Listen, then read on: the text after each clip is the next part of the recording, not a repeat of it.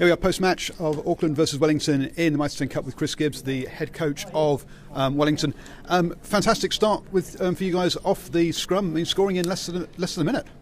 Yeah, no, it's a pretty pleasing way to start any game, isn't it? So particularly against a team like Auckland, so you get ahead and you get those first few minute jitters out of the way, and you're into it. So that was a great way to start. Yeah, Auckland came back into it, had a slight lead at half-time, but you guys really sort of took the game away from them in that 10 minutes after in the beginning of the second half. So what was the message in the sheds?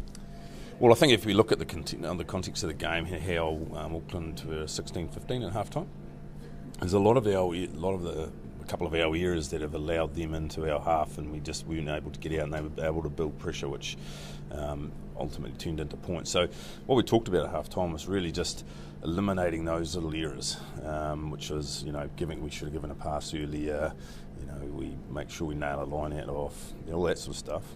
If we can get that right, then we know that we've got the lungs and the legs to go long into the 80 minutes. So, and sure enough, that paid off.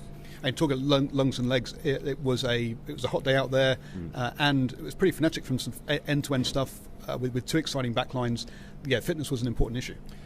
Yeah, absolutely. And again, Auckland are a big team. They pride themselves on their defence, and they pride themselves on forcing you to make silly errors and then squeezing the life out of you. That's what they do. So if you can match the physicality, particularly getting your height right and your carries and your cleans and your tackle, and you can keep the ball moving, you give yourself a decent shot, and that was been the focus for us. And we know that we're fit, and we know that we can go 80 minutes with any team, and even more if we needed to. So again, it's just a matter of playing to our strengths, and trying to eliminate their opportunities they have in your half.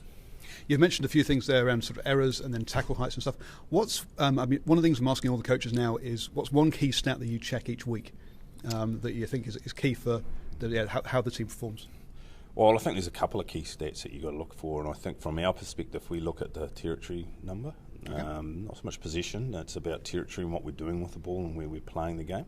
So it's about playing in the right areas of the pitch. Yeah, absolutely, and that's a key one for us. And the other one is obviously, we look at the lightning quick ball from ruck. And again, there's a number of other stats that you look at that are really important, but if there's two things that come down to it, it's probably those two for us.